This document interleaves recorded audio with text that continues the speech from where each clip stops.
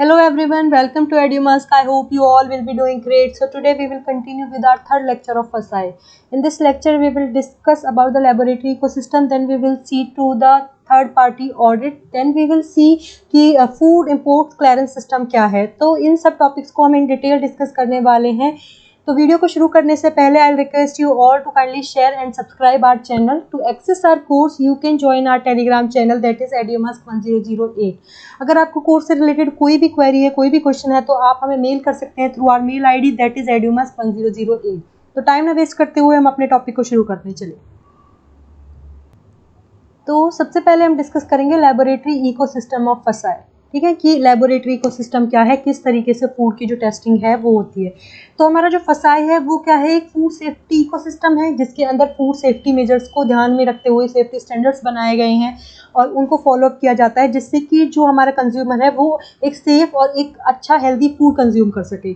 तो food testing और analysis जो है वो हमारा एक एसेंशियल पार्ट बन जाता है FSI का, क्योंकि उसे अपने कंज्यूमर तक एक सेफ और हेल्दी फूड पहुंचाना है। ठीक है, तो इसलिए फूड टेस्टिंग और एनालिसिस सबसे इंपॉर्टेंट हो गया। तो फूड सेफ्टी क्या है, एक मेजर कंसर्न है किसी भी कंज्यूमर के लिए।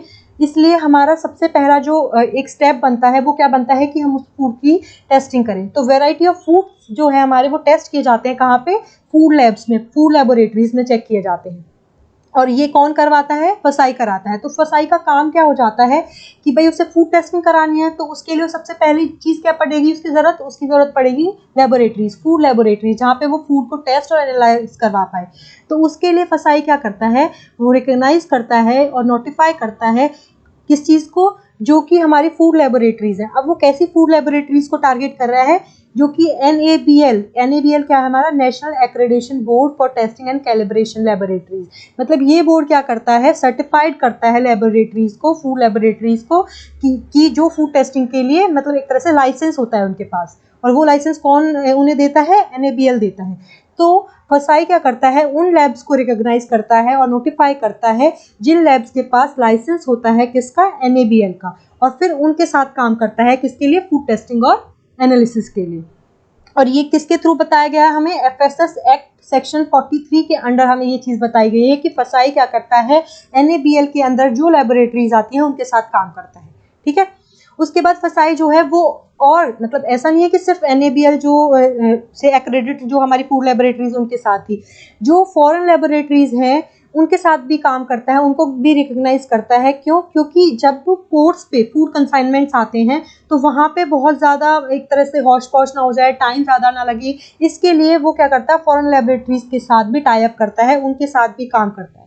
ठीक है, जिससे कि जो फूड कंसाइनमेंट्स हैं जो पोर्ट्स पे आते हैं वो वहाँ से मतलब विद इन टाइम पहुँच सके जहाँ भी उन्हें पहुँचना है फूड बिजनेसेस तक। ठीक है, लेबोरेटरीज जो है फूड टेस्टिंग और एनालिसिस के लिए उनको 3 पार्ट्स में क्लासिफाई किया गया है, डिवाइड किया गया है। तो सबसे पहली कौन सी आती है, हमारी प्राइमरी फूड लेबोरेटरी आती है।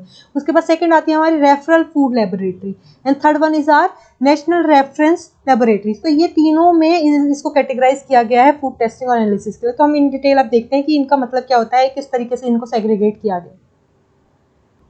तो सबसे पहले आता है हमारा प्राइमरी फूड लेबोरेटरीज। तो फूड अथॉरिटीज़ जब नोटिफाई करते हैं फूड लेबोरेटरीज को या रिसर्च इंस्टीट्यूशंस को, जो कि अथोराइज्ड है किससे, NABL से, जो कि किस चीज़ में हेल्प करता है, carry out the analysis of samples by food analyst. तो फूड एनालिस्ट जहाँ पे फूड सैंपल्स को एनालाइज करते हैं, उनको चेक करते हैं, वो सारी जो हमारी लेबोरेटरीज है वो कौन सी होती है, प्राइमरी फूड लेबोरेटरीज होती है। ठीक है, उसके बाद सेकंड आता है रेफरल फूड लेबोरेटरीज। तो रेफरल फूड लेबोरेटरीज में क्या होता है कि फूड अथॉरिटी जो होती है हमारी वो रिकॉग्नाइज करती है रेफरल फूड लेबोरेटरीज को। वो किस पर्पस के लिए काम आते हैं कि जैसे अगर किसी लैब में, एक लैब में काम हो रहा है, ठीक है, उस लैब में जो स्पेसिमेन है या जो सैंपल है उसको किसी दूसरी हमारी लेबोरेटरी में रेफर किया जा रहा है, तो वो क्या हो जाता है, रेफरल हमारी क्या हो जाती है, फूड लेबोरेटरीज हो जाती है। मतलब क्या है कि अपील जो सैंपल है हमारा, एक तरह से अपील सैंपल कैसे हो गया कि एक लैब में उसके साथ काम हो रहा था लेकिन उसको कहीं और भेजा गया, किसी और लैब में भेजा गया एनालिसिस करने के लिए फूड सैंपल की, विद एनी रीज़न, किसी भी रीज़न से, तो वो कौन सी हो जाती है, हमारी रेफरल फूड लेबोरेटरीज हो जाती है, जहाँ पे रेफरल होता है, जहाँ पे रेफर की जाता है हमारा सैंपल। ठीक है, तो ऐसी हमारी 19 रेफरल फूड लेबोरेटरीज हैं अभी। ठीक है, 19 है हमारे पास रेफरल फूड लेबोरेटरीज। उसके बाद नेक्स्ट हमारा आता है नेशनल रेफरेंस लेबोरेटरीज। तो नेशनल रेफरेंस जो लेबोरेटरीज हैं ये सेटअप की गई है कंट्री वाइड, मतलब पूरी कंट्री में किस चीज़ के लिए, रूटीन प्रोसीजर चेकअप के लिए, कि भाई हमारा जो सैंपल है उसका रूटीन जो प्रोसीजर जो वैलिडेशन है वो हो, जिससे कि स्टैंडर्ड जो प्रोसीजर्स हैं हमारे वो फॉलो अप हो सके, जो टेस्टिंग मेथड्स हैं वो फॉलो अप हो सके, जो नए मेथड्स हैं उनको डेवलप किया जा सके, हमारी जो मतलब टेस्टिंग है उसमें प्रोफिशिएंसी आ सके। तो इसके लिए हमारी जो स्पेशल रेफरेंस के साथ हमारी जो फूड लेबोरेटरी सेटअप हुई हैं, कि जैसे कोई रिस्क आता है किसी फूड कैटेगरी के साथ, तो उसमें स्पेशल रेफरेंस के साथ जो उसकी टेस्टिंग की जाती है, तो उसके लिए जो लैब सेटअप की गई हैं वो कौन सी होती हैं, हमारी नेशनल रेफरेंस लेबोरेटरीज होती हैं। अभी इंडिया में देयर आर 12 NRLs, मतलब 12 NRLs हैं और 2 ANRLs हैं। अब हमें ये पता चल गया कि कितनी कैटेगरीज में हमारी जो लैब्स हैं, लेबोरेटरीज है, फूड लेबोरेटरीज, वो सेग्रीगेट की गई हैं, है ना, क्लासीफाई की गई हैं।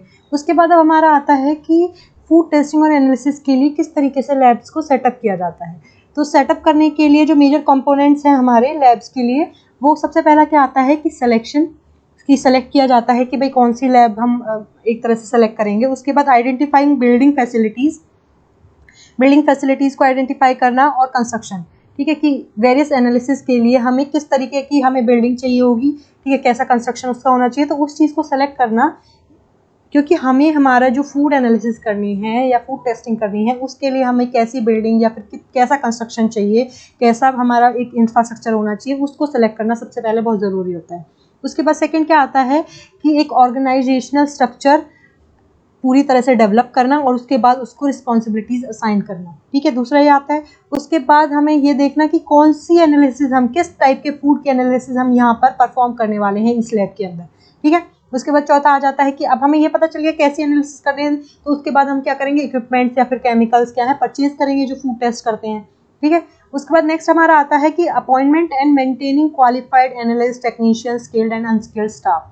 जब हमें ये पता चल गया यहाँ पे इस तरीके की फूड की एनालिसिस होगी, उसके बाद इक्विपमेंट भी आगे, तो उसके बाद हमारा क्या आता है, मैन पावर आती है कि हमें किस तरीके की मैन पावर की ज़रूरत पड़ेगी, तो उसको अपॉइंट करना और उसको मेंटेन करना।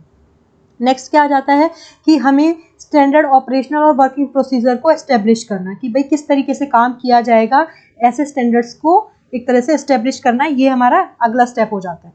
उसके बाद नेक्स्ट स्टेप क्या आता है कि हम एक क्वालिटी एश्योरेंस सिस्टम एस्टेब्लिश करें, जो कि किस पे बेस्ड हो, ऑन ISO IEC पे बेस्ड हो, जो कि ऑब्टेन होता हो कहाँ से, उसको जो भी हम लैब मतलब बना रहे हैं, जो सेटअप कर रहे हैं, उसके पास क्वालिटी एश्योरेंस सिस्टम होना चाहिए, किस चीज़ पे बेस्ड, ISO और IEC पे। उसके बाद इसके पास क्या है, सर्टिफिकेशन होना चाहिए, ये क्रेडिटेड होनी चाहिए बाय NABL, जो हमारा NABL जो है हमारा जो बोर्ड है जो कि लेबोरेटरीज को एक्रेडिट करता है, उसको एक्रेडिशन देता है। तो जो भी हम नई लैब सेटअप कर रहे हैं उसके बाद विदिन 6 मंथ्स वो क्या होना चाहिए, वो एक्रेडिशन होना चाहिए NABL से, जिससे कि वो फूड टेस्टिंग जो है उसको कर सके आगे।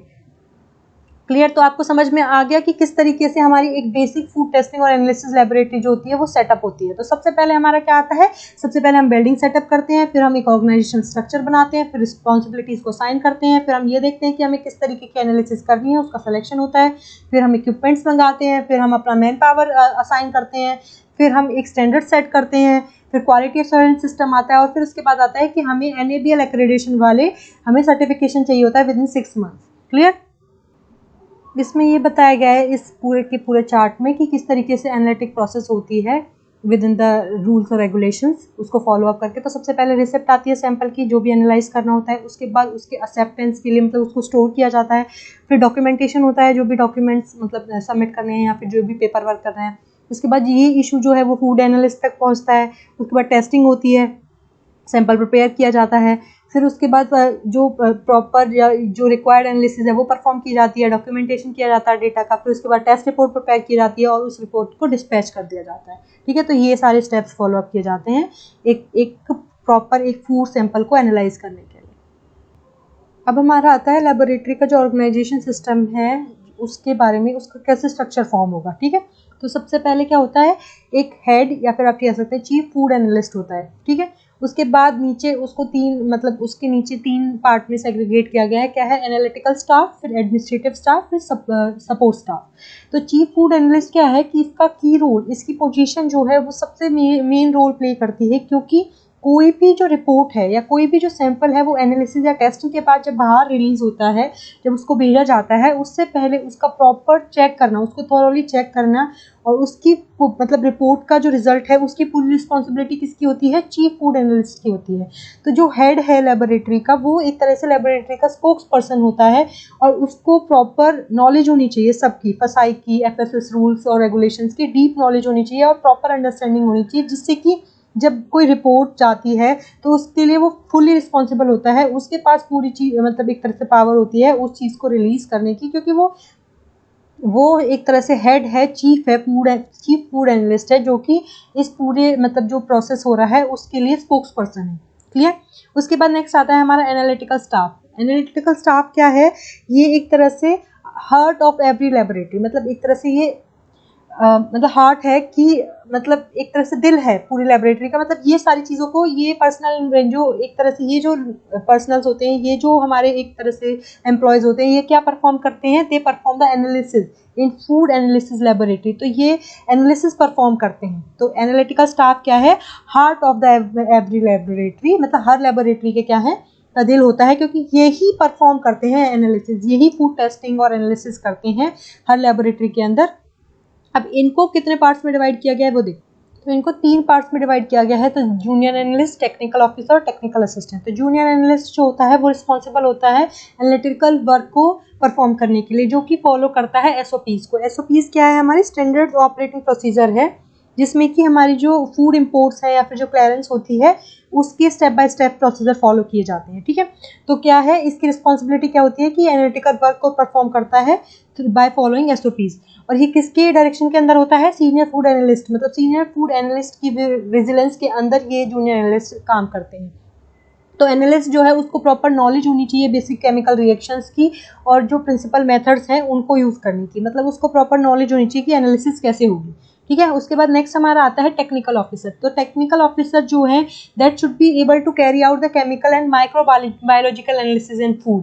मतलब उसका काम क्या है कि वो प्रॉपर केमिकल और माइक्रोबायोलॉजिकल जो एनालिसिस होनी है फूड की, वो अच्छे से कर पाए।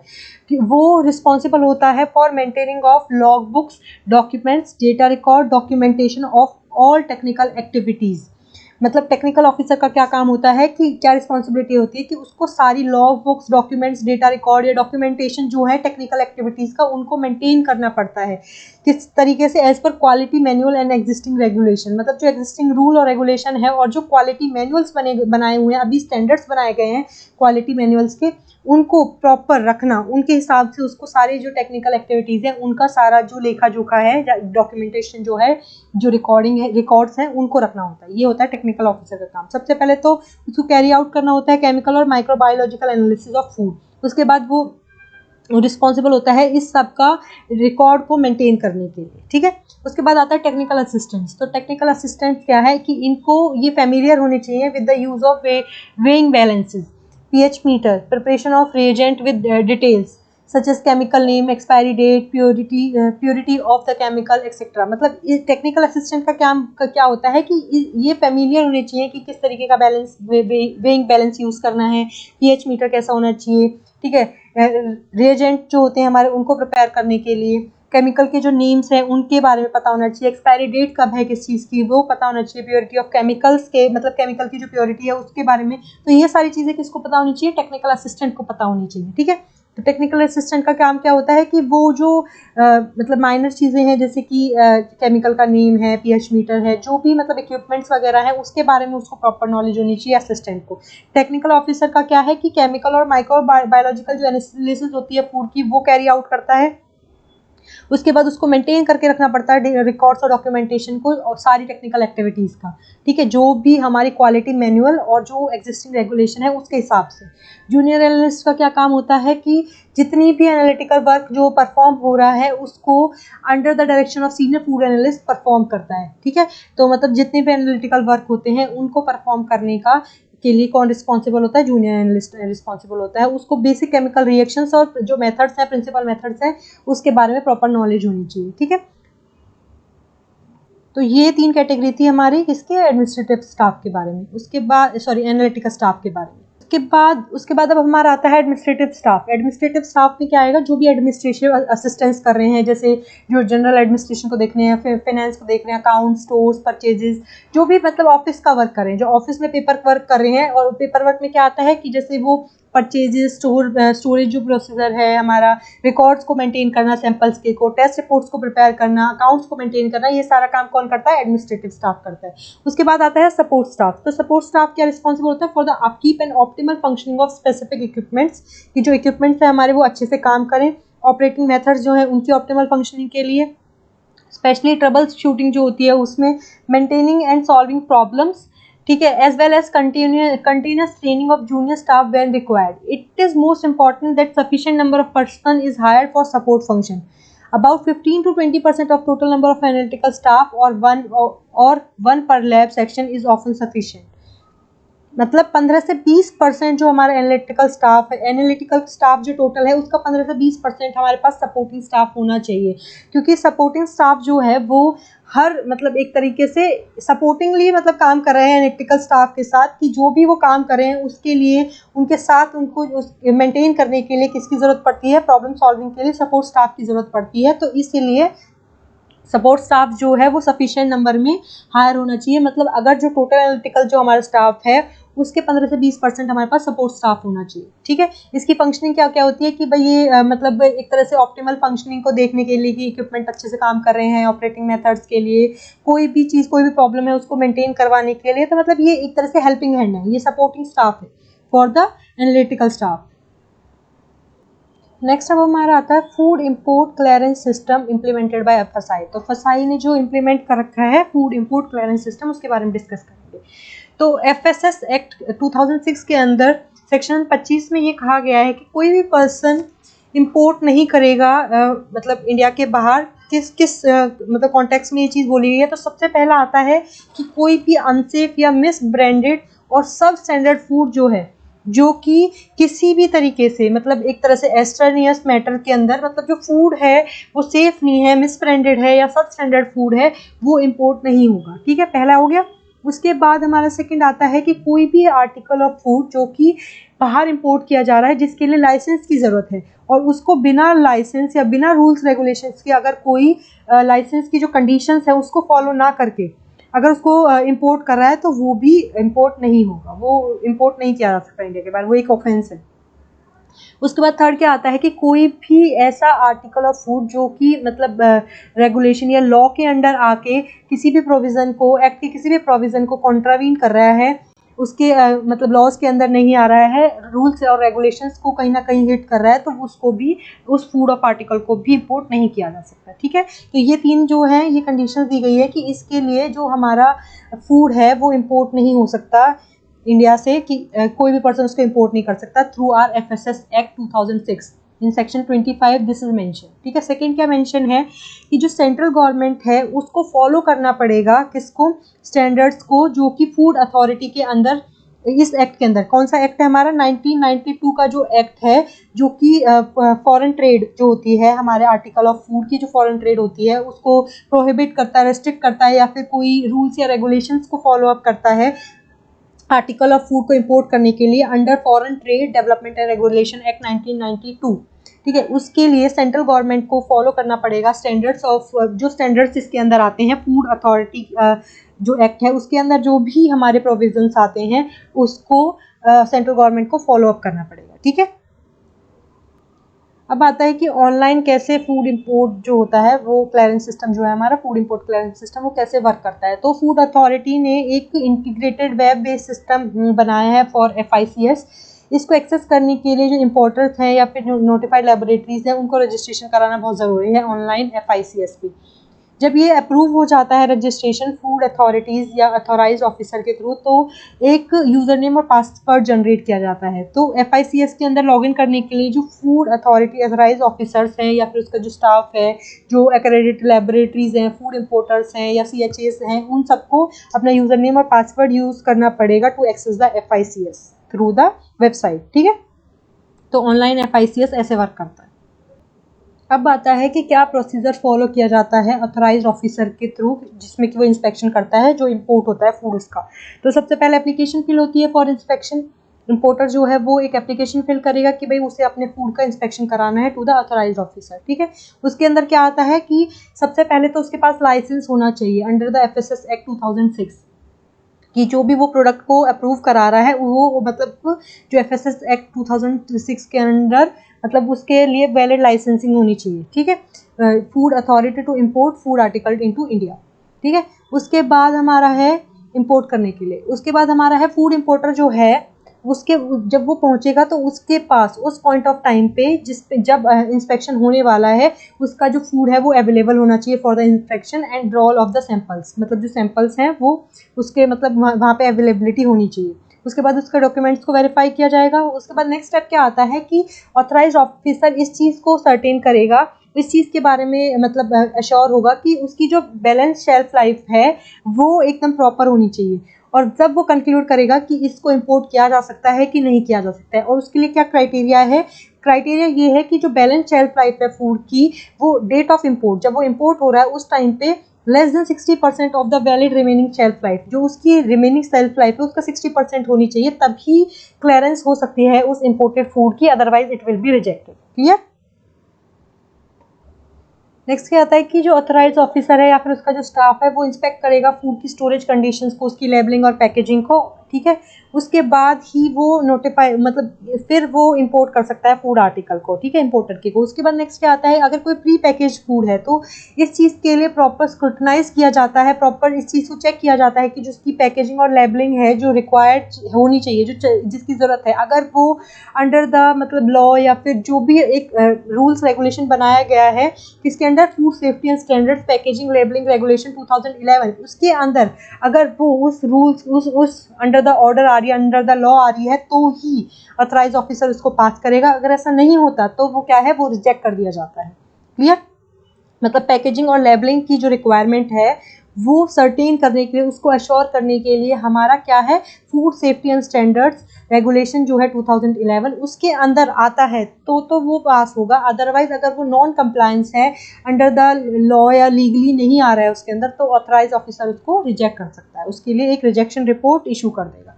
उसके बाद जब इंस्पेक्शन के टाइम पे अगर ऑथराइज ऑफिसर को जो फूड आर्टिकल है वो प्रिस्क्राइब फूड सेफ्टी स्टैंडर्ड्स को फॉलो करता हुआ नहीं दिखता है, उसके अंदर इंसेक्ट्स दिखते हैं या फंगस इन्फेक्शन उसको दिख जाता है, तो वो उसको रिफ्यूज़ कर सकता है, उस ऑर्डर को, उसकी जो क्लियरेंस है फूड आर्टिकल की उसको रिफ्यूज़ किया जा सकता है। ठीक है। नेक्स्ट अब हमारा आता है थर्ड पार्टी ऑडिट। तो फूड सेफ्टी सर्वेलेंस सिस्टम जो है उसको स्ट्रेंथन अप करने के लिए, उसको और स्ट्रॉन्ग बनाने के लिए फसाई जो है वो थर्ड पार्टी कह सकते हैं या फिर आप प्राइवेट ऑडिटिंग एजेंसीज कह सकते हैं, उससे ऑडिट कराती है जो फूड बिजनेस ऑपरेटर्स है उसके उनके अकाउंट्स को। ठीक है। क्योंकि अगर गवर्नमेंट ही उनको ऑडिट करती रहेगी, गवर्नमेंट जो ऑडिट एजेंसीज हैं वही करेंगी, तो वर्कलोड बहुत बढ़ जाएगा और उससे मतलब प्रॉपर जो है सेफ्टी सिस्टम पे भी बहुत इफेक्ट पड़ेगा। तो इसके लिए थर्ड पार्टी ऑडिट करवाती है, मतलब प्राइवेट ऑडिटिंग एजेंसी से बिजनेस ऑपरेटर्स के जो ऑडिट जो अकाउंट्स हैं उनको ऑडिट करवाया जाता है, उनको चेक करवाया जाता है।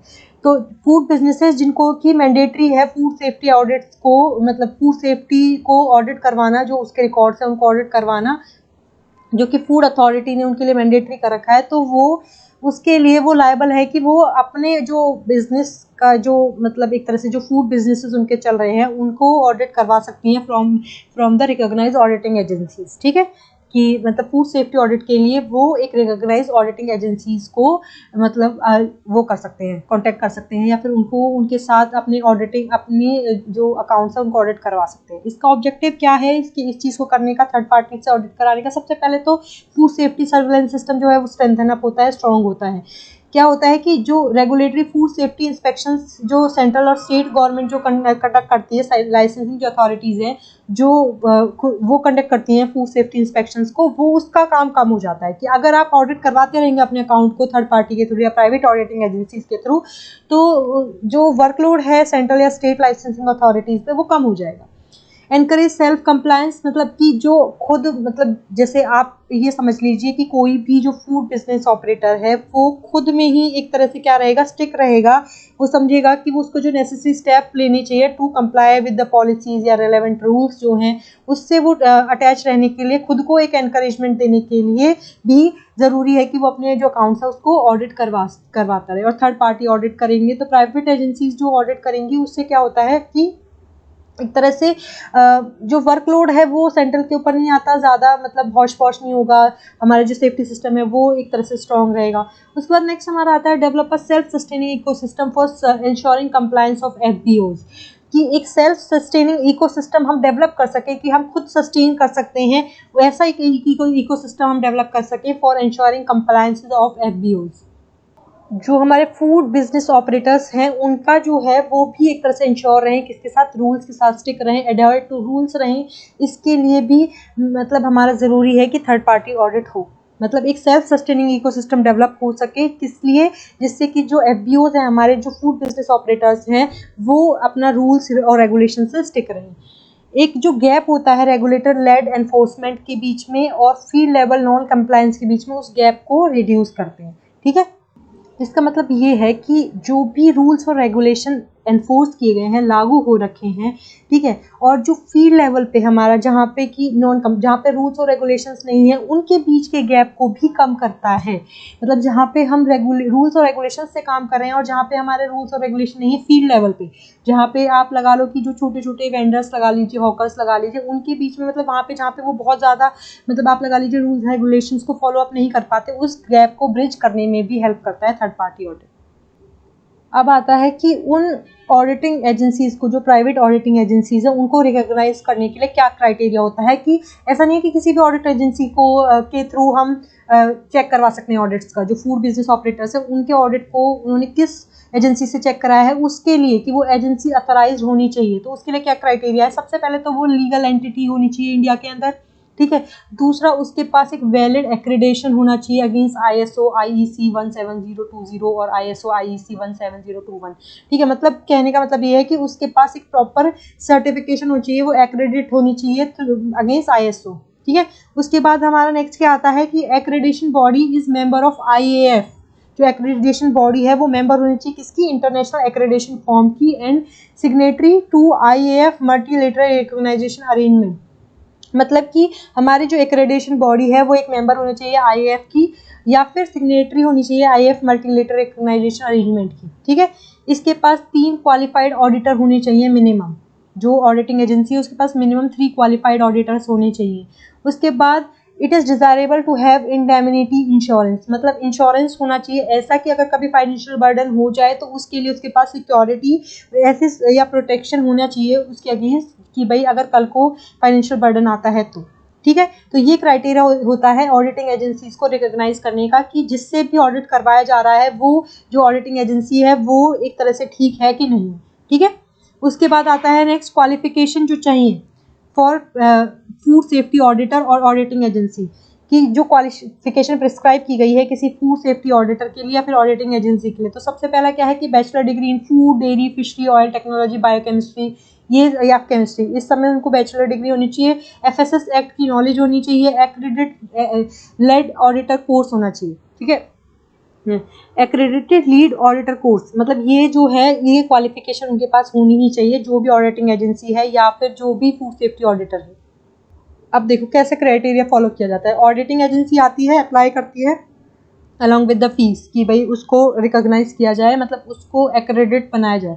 एप्लीकेशन रिसीव होती है फसाई में। एप्लीकेशन जो है वो स्क्रीनिंग कमेटी के आगे प्रेजेंट की जाती है।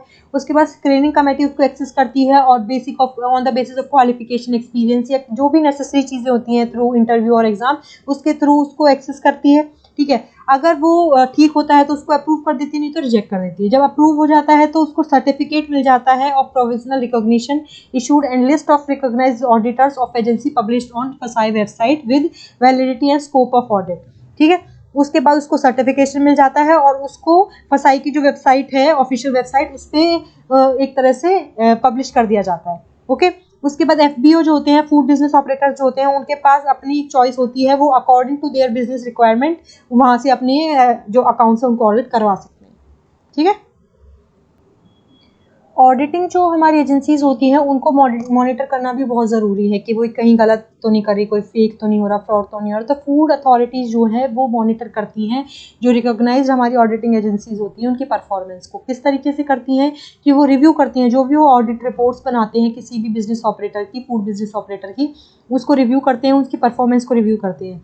जो ऑडिटर्स होते हैं उनके अंदर जो काम कर रहे हैं ऑडिटिंग एजेंसीज के अंदर, वो उनके जो भी वो रिपोर्ट्स बना रहे हैं उसको एसेस करती हैं। जो फूड सेफ्टी मैनेजमेंट सिस्टम के अंदर जो ऑडिटिंग की जा रही है उसको एसेस करते हैं। दूसरा, जो ऑडिटिंग एजेंसी होती है उसके जो रूल्स और रेगुलेशंस हैं, ठीक है, उसके बेसिस उनको एसेस करती है। किस बेसिस पे कि भाई जो रिपोर्ट वो तैयार कर रही है, वो एक्रेडिटेशन बॉडी जो तैयार कर रही है, और भी जो अलग अलग मैकेनिज्म है, उसके बेसिस पे जो फूड अथॉरिटी है वो ऑडिटिंग एजेंसीज को एसेस करती है, उसको असेसमेंट प्रोवाइड करती है। वैसे ही जो उसके अंदर काम कर रहे हैं ऑडिटर्स जो हैं उनकी जो भी वो एक तरह से रिपोर्ट तैयार कर रहे हैं उसको एसेस करती है, उसकी असेसमेंट करती है। और जो ऑडिट रिपोर्ट्स होती हैं या परफॉर्मेंसेस होती हैं उसको फिर से रिव्यू करती है। तो इस तरीके से क्या है, मॉनिटर की जाती हैं वो ऑडिटिंग एजेंसीज जो कि मतलब थर्ड पार्टी होती हैं या फिर जो प्राइवेट होती हैं। फूड अथॉरिटी जो होती है वो इस तरीके से उनकी परफॉर्मेंस को मेजर करती है। उसके बाद नेक्स्ट आता है, दूसरी चीज़ क्या करती है, वो डिस्प्यूट्स को हैंडल करती है। जब अगर ये चीज़ आती है कि ऑडिटर्स के बीच में और बिजनेस जो ऑपरेटर्स हैं, फूड बिजनेस जो ऑपरेटर्स हैं, अगर उनके बीच में कोई डिस्प्यूट हो रहा है, कोई ऐसी केस बन गया है कि वो एक पॉइंट पे मतलब एग्री नहीं कर पा रहे, तो उसके लिए सेंट्रल और स्टेट लाइसेंसिंग जो अथॉरिटी है वो इंटरवीन करती है। ठीक है। दूसरा क्या है कि नॉन कॉर्पोरेशन है, अगर जो फूड बिजनेस ऑपरेटर है वो नॉन कॉर्पोरेटिव है टुवर्ड्स एजेंसीज, जो एजेंसी ऑडिटिंग एजेंसी काम कर रही है उसके तरफ अगर कोई फूड बिजनेस ऑपरेटर ढंग से मतलब अकाउंट को ऑडिट नहीं करवा रहा है, उसके लिए प्रॉपर मतलब जो भी डॉक्यूमेंटेशन होना चाहिए वो नहीं कर रहा है, या नॉन कॉर्पोरेटिव है चीज़ों को लेके, तो उसमें जो सेंट्रल और स्टेट लाइसेंसिंग अथॉरिटीज़ है वो इंटरवीन कर सकती है फॉर रिजोल्यूशन, कि वो देख सकती है कि क्या प्रॉब्लम आ रही है। ठीक है। उसके बाद नेक्स्ट क्या आता है, रिकॉर्ड कीपिंग। तो जो भी रिपोर्ट तैयार होती है कि मतलब एक तरह से स्टैंडर्ड्स को मैच करते हुए जो भी फाइनल रिपोर्ट तैयार की जाती है, और भी जो भी documents related to that audit तैयार किए जाते हैं, जैसे कि फर्स्ट ऑडिट रिपोर्ट, क्या क्या एक्शन लिए गए, कैसे कम्युनिकेशन हुआ, ठीक है, क्या रेक्टिफिकेशन मेजर्स हैं, ये सारी चीज़ों को जो ऑडिटिंग एजेंसी है जो कि ऑडिट कर रही है किसी भी फूड बिजनेस ऑपरेटर के अकाउंट को, उसको कम से कम उस रिपोर्ट को या फिर उस रिपोर्ट के साथ जो भी उसने एक्शंस लिए हैं वो सारा जो उसका एक तरह से डॉक्यूमेंट है जो पूरा, उसको कम से कम 5 साल तक अपने पास रखना पड़ता है। ठीक है, कि वो कभी भी चेक कर सकते हैं। मतलब जैसे कभी भी आप लगा लो कि अगर सेंट्रल या स्टेट गवर्नमेंट जो है या जो अथॉरिटीज़ हैं वो इंटरवीन करके वो चेक करने लग जाएं कि भाई उसका रिकॉर्ड कैसा था, या फिर कभी कोई गलत निकल जाती है, मान लो फूड बिजनेस ऑपरेटर के साथ प्रॉब्लम आ जाती है, तो जो ऑडिटिंग एजेंसी उस चीज़ को चेक कर रही थी या उसके अकाउंट्स को ऑडिट कर रही थी, तो उसके साथ क्वेश्चनिंग हो सकती है ना, तो इसलिए उसको उसके रिकॉर्ड्स को 5 साल तक कम से कम अपने पास रखना पड़ता है, और वो डॉक्यूमेंट कॉन्फिडेंशियलिटी के साथ रखे जाएं, इस चीज़ को भी उसको अश्योर करना पड़ता है। ठीक है। दूसरी चीज़ क्या है कि जो यही सेम चीज़ फूड बिजनेस ऑपरेटर के साथ होती है कि जो भी उसके अकाउंट ऑडिट हुए हैं, जो भी रिकॉर्ड उसका पाया गया है, या फिर जो भी उसके रिकॉर्ड में रेक्टिफिकेशन हुई है, वो सबको उसको कम से कम 5 साल तक के लिए रखना पड़ता है। क्लियर। तो इस तरीके से ये मॉनिटर की जाता है, ऑडिटिंग को जो है मॉनिटर किया जाता है कि किस तरीके से, सबसे पहले ऑडिटिंग एजेंसीज को भी चेक किया जाता है कि वो किस तरीके से काम कर रही हैं, फिर उसके बाद ये कि अगर कोई डिस्प्यूट आता है तो उसको हैंडल किया जाता है, और जो रिकॉर्ड्स हैं उसको अच्छे से रखा जाता है जिससे कि कभी भी अगर कोई प्रॉब्लम आती है तो रिकॉर्ड्स को चेक किया जा सके। ठीक है। तो आज के लिए इतना ही था। I hope you like the video. अब मिलेंगे नेक्स्ट लेक्चर में नए कंटेंट के साथ, तब तक के लिए stay safe. Thank you so much.